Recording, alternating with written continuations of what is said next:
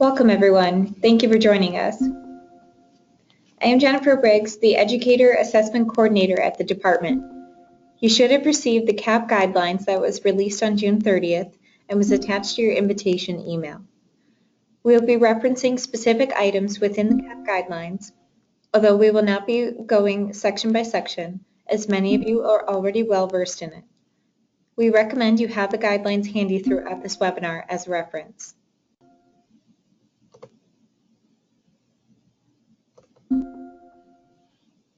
Let's take a look at the agenda for today. First, we will discuss our objectives for this webinar. Then we will go over a brief intro and background of CAP and how we arrived at our CAP guidelines. Next, we will discuss what is assessed and how they are assessed, followed by a brief overview of the 5-step cycle. Then we will dive into some of the forms that are found in the appendices of the CAP guidelines. Lastly, we will go over what is available to you now and what you can expect this fall as the pilot is underway. The purpose of this webinar is to provide you with some insight and background knowledge as to how we arrived at some key decisions for this assessment. We will also be providing you with a general overview on a few aspects from the guidelines. We will be offering in-depth training of the CAP in the near future, which we will discuss at the end of this webinar after our brief Q&A session. First, we will go into the goals and purpose of CAP and the timelines of development and implementation.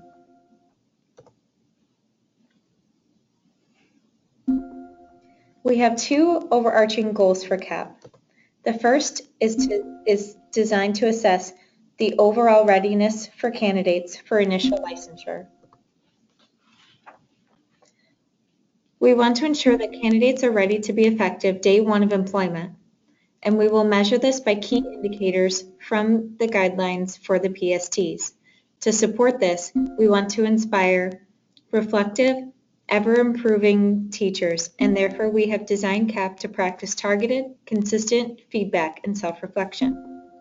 Our second goal, which is entwined in the first goal, is to take the assessment opportunity and align it with our teacher candidate assessment to the EdEval framework so that educators experience a continuum of professional growth. Looking at the shift from the PPA to CAP. The CAP, like the PPA, will be a requirement for program completion. Page 6 of the guidelines provides you with a good basis of why we needed to shift from the current PPA to a new performance assessment. We want to touch on this now and emphasize that need. The CAP uses multiple measures to determine performance and must be supported by concrete evidence. This creates a balanced, well-rounded assessment based on the collection of a variety of measures and allows for specific, targeted feedback to the candidate. The CAP measures a candidate's content-based knowledge through the elements represented by the PSTs, but has removed all of its content-based questions that were in the PPA. The CAP focuses on assessing pedagogy through real-world settings, with the expectations of demonstrating subject matter. In addition, we are aware that subject matter knowledge is measured by programs before entering a practicum. As previously stated, the continuum of an educator's career from a candidate to a teacher is better transitioned since CAP is aligned to the EdEval model system. With this alignment, we are helping candidates be more prepared for employment since they will be attuned to the system and standards used to evaluate them during their career. Lastly, the CAP is designed to ensure targeted, useful feedback and encourages candidates to consistently reflect on their practice. Now we are going to look at what is assessed in CAP. CAP assesses candidate performance on 6 elements. Page 8 of the guidelines explains the relation of elements to the professional standards for teachers, or PSTs, and how these chosen elements align to them. Last year, stakeholders determined that the new performance assessment should only measure indicators labeled at the demonstrate level, which left us with a total of 13 indicators out of a possible 23 to measure on CAP. These 13 indicators break down further to a total of 23 possible elements, which are more specific descriptors of actions and behaviors.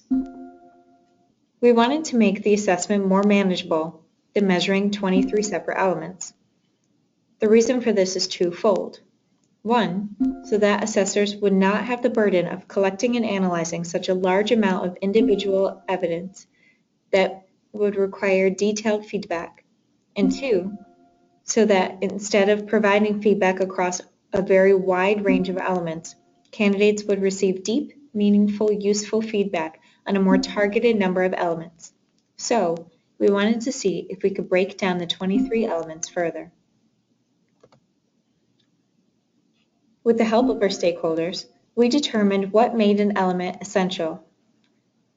Elements are essential if the absence of a teacher's competency in the skill was likely to put the students at risk, and if the element could serve as an umbrella for skills outlined in other elements, and in most cases, other elements for prerequisite skills to those elements outlined in the essential element. The 6 elements represent all 13 indicators at the demonstrate level because other elements for a prerequisite and/or overlap with skills in these 6 elements. See Appendix F in the guidelines for a crosswalk that maps all indicators to the 6 essential elements. This is a table representation of the 6 essential elements, which can be found on page 9 in the guidelines. The left column depicts the professional teaching standard that the element is derived from. The second column is the element code and name, and the last column is the descriptor of the element at the proficient level. This descriptor is only used for a frame of reference for the reader. The complete set of descriptors, satisfactory, needs improvement, proficient, and exemplary, are all found in the rubrics for each element in Appendix A. There are elements that stakeholders determined as most essential for a candidate to demonstrate for program completion.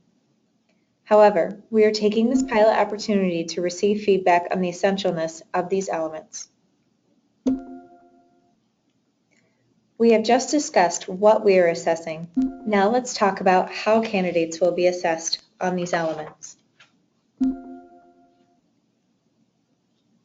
Each of the 6 essential elements has its own 4-column rubric that depicts the elements at unsatisfactory, needs improvement, proficient, and exemplary. These rubrics are made parallel to the model teacher rubric in educator evaluation. These rubrics will be used in each step of the practicum and are found in Appendix A in the guidelines.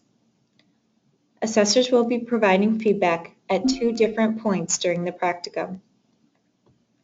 The formative assessment of the elements, which will occur about halfway through, and the summative assessment of the elements, which will occur at the end. For both the summative and formative assessments, assessors will determine ratings for each of the 6 elements. However, instead of a singular rating at the performance level listed at the top, we have broken out a singular rating of the 4 levels into 3 dimensions that you'll be taking into consideration: quality, scope, and consistency.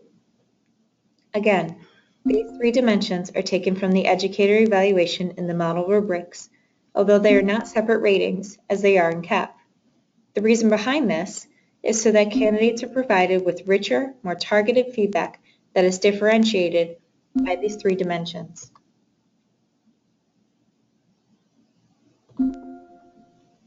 So, let's briefly discuss these 3 dimensions of readiness that comprise each element's evaluation, which can also be found on page 11 of the guidelines.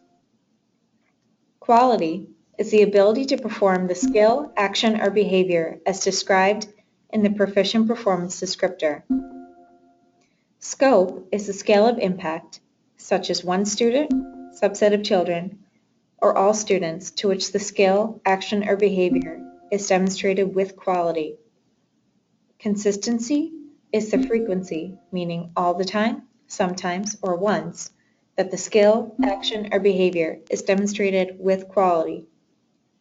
Assessors will evaluate the performance of the candidate in these three dimensions for each element and will demonstrate at which level, unsatisfactory, needs improvement, proficient, or exemplary, his or her quality, scope, and consistency are to be rated. The shaded portions of the quality, scope, and consistency represent minimum thresholds of readiness.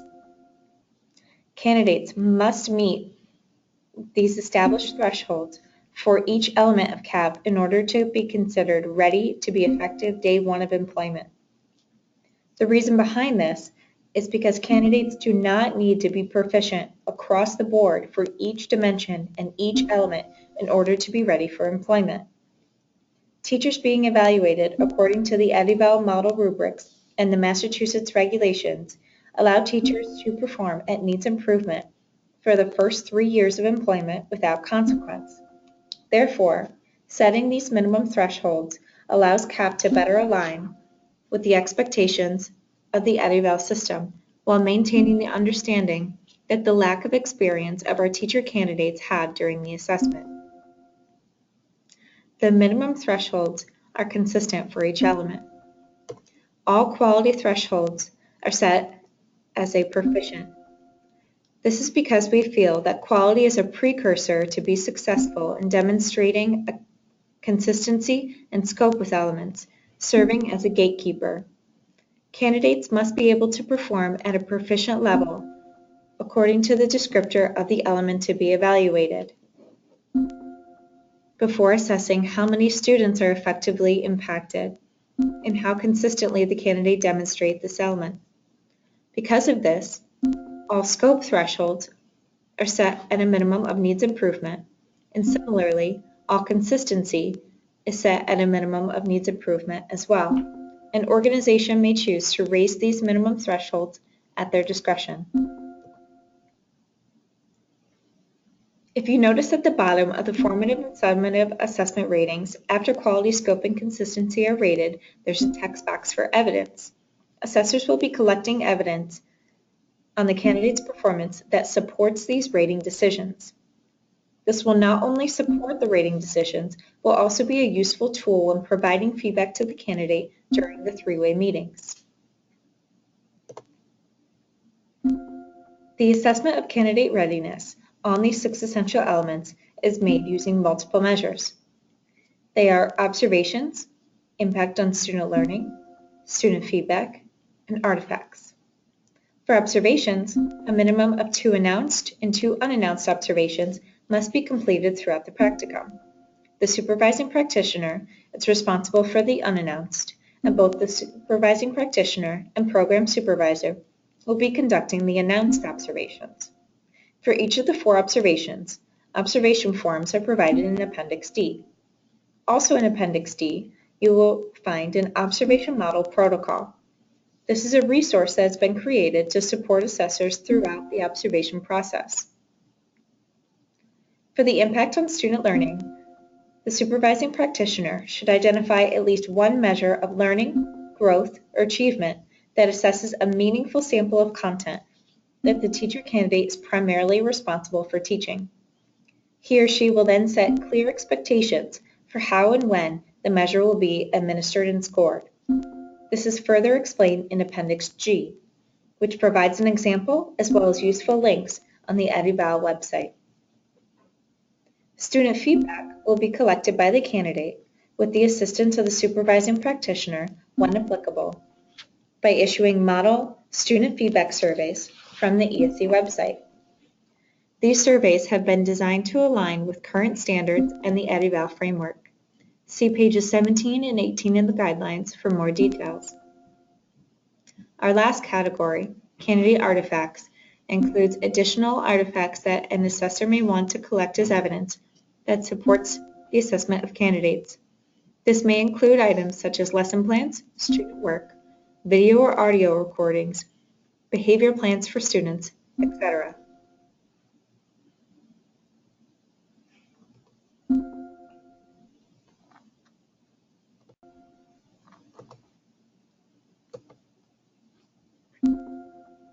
The department does not expect programs to gather an excessive amount of evidence on each of the essential elements.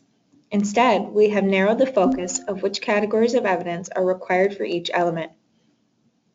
These required evidences are minimum expectations only. Assessors can include additional evidence of support to support the demonstration of an element and to assist decisions and feedback.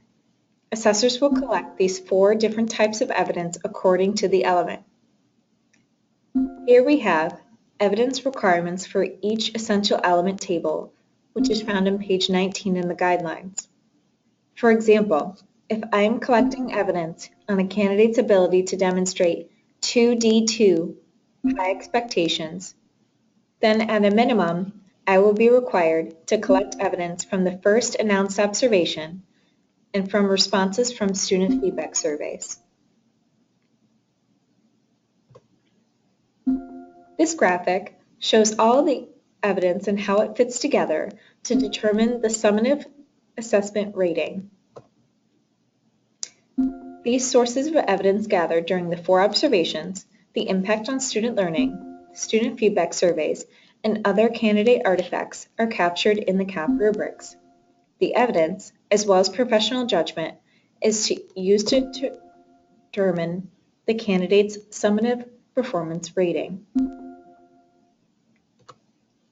Now, we will take a brief look at the 5-step cycle for CAP.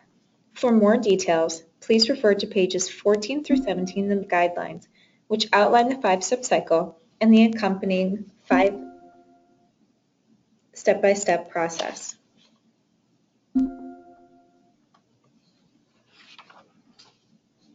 This graphic can be found on page 13 in the guidelines.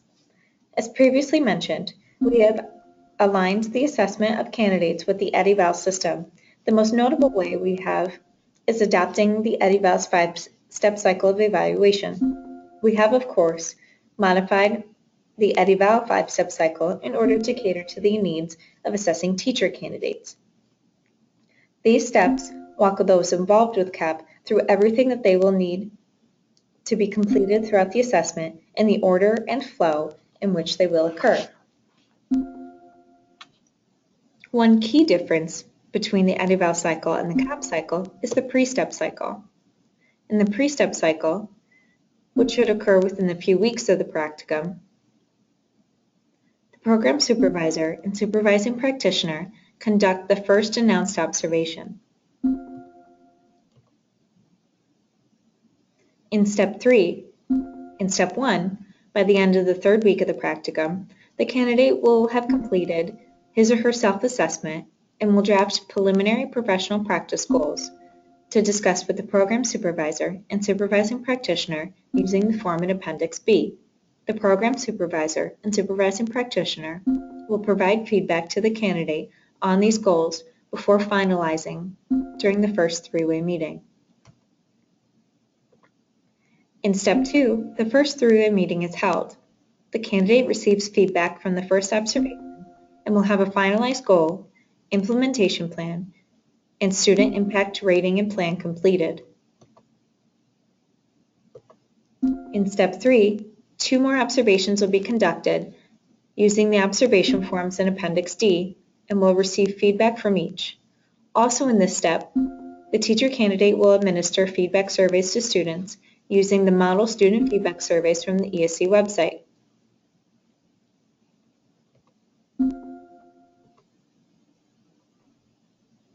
In step 4, the program supervisor and supervising practitioner will take a look at the evidence collected from their 3 completed observations and the student feedback surveys, and they will calibrate their feedback to provide formative assessment ratings and evidence to the candidate.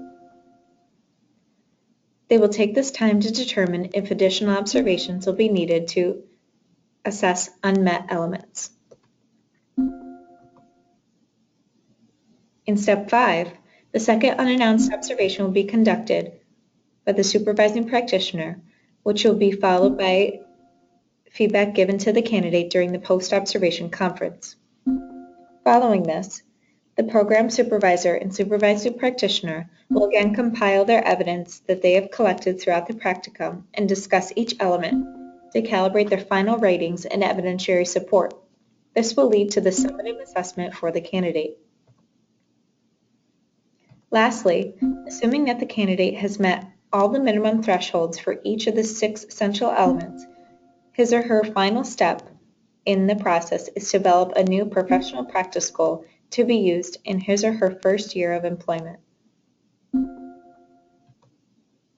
We would like to move along to some of the forms that you will be using during CAP, which can be found in the appendices.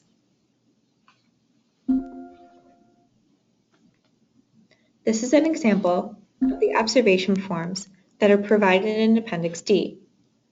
This particular form for the first announced observation, in which both the program supervisor and supervising practitioner will complete.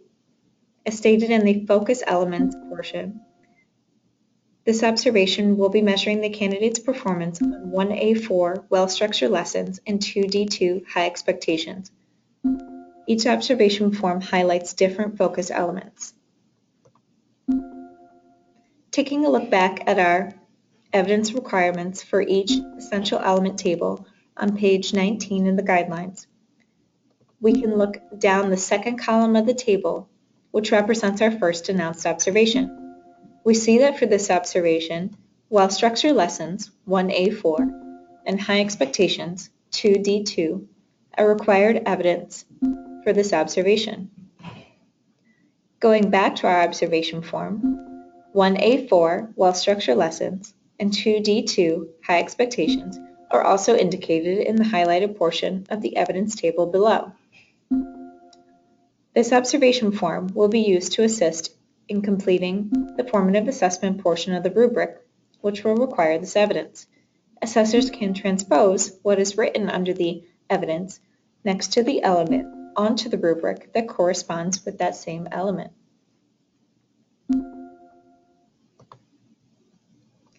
This three-way meeting checklist can be found in Appendix E in the guidelines. You will be provided with these checklists for each of the three-way meetings. These lists break down the responsibilities before, during, and after meetings, as well as forms that should be completed.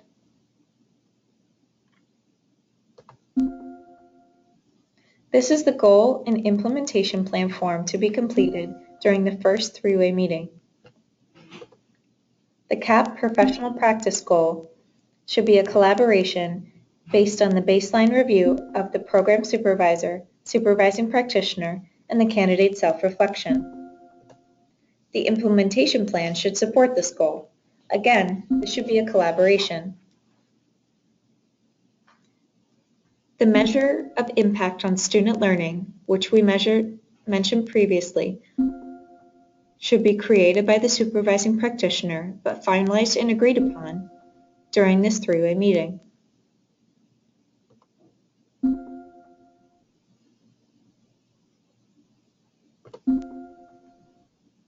The first form you will find in the appendices is Appendix A, the CAP rubrics. There are 6 rubrics, one for each essential element. These will be completed twice, once for the formative assessment and once for the summative assessment at the end. Halfway through the practicum, the program supervisor and supervising practitioner will have a conversation to collaborate the formative assessment quality, scope, and consistency ratings and evidence using observation forms in Appendix D, their student feedback surveys, and other evidence gathered to provide one set of feedback to the candidate for each of the elements thus far. They will evaluate what evidence have met the minimum thresholds, what have not, and what have yet to be seen. If a candidate is not demonstrating an element, then the program supervisor, supervising practitioner, and candidate can reassess the goal and implementation plan, schedule more observations, collect more candidate artifacts, etc., to aid the candidate's success. They will collaborate the ratings again at the end of the practicum for the summative assessment.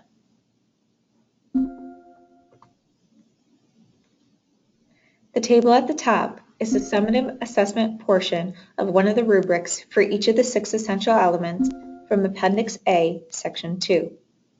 Together, You will transpose these ratings and decide if these minimum thresholds have been met or not to the table shown below, which is found in Appendix A, Section 3.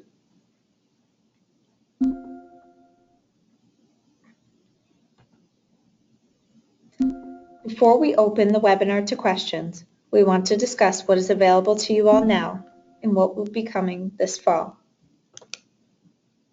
Last year, we worked with a group of key stakeholders, including individuals from K-12 schools, faculty from EdPrep programs, and internal staff from the department to determine which elements should be measured on the performance assessment that were designated as demonstrate in the guidelines for PSTs. From November to June, with our partner NIET, as well as assistance of key stakeholders, internal staff, including EdEval, and our advisory committee, we worked to build the new assessment system, now known as CAP. From there, we created a set of guidelines for the assessment. These guidelines were set out June 30th to all sponsoring organizations with teacher preparation programs to begin preparing to pilot CAP in at least one program for the 2015-16 academic year. For the pilot, we will pilot this academic year. Organizations will have the choice of whether they will pilot in the fall, spring, or full year with their candidates. We will be offering training resources to support the pilot this fall. I will discuss more on the pilot on the next slide.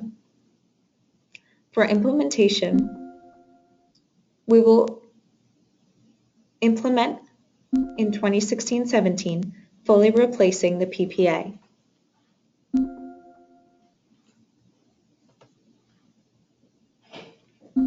As mentioned in the memo that accompanied the guidelines on June 30th from Liz Losey, we want a minimum of 10 candidates to participate in CAP at each sponsoring organization with one or more EdPrep programs. This can be 10 candidates from one program or summation of at least 10 candidates from a variety of programs. Organizations are welcome to pilot with all of their programs to prepare for full implementation next academic year. Any program within a sponsoring organization that does not participate in the pilot will be expected to use the PPA to assess their candidates.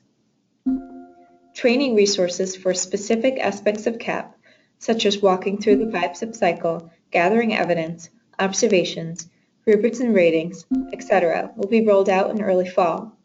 These are currently under development. Information will be made available on these trainings as development continues, and we will send out an email, but please also check the EdPrep website periodically.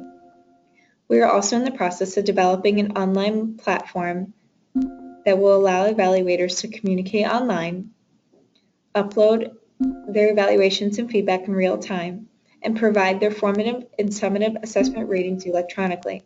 We will provide more information regarding the release of this platform, training, and piloting the use of this platform as we continue development. Right now, you have the CAP guidelines to assist you in your preparation and planning for the 2015-16 pilot, and we have also created a CAP webpage that is officially up and running on the EdPrep website, which will have updated resources and information for you.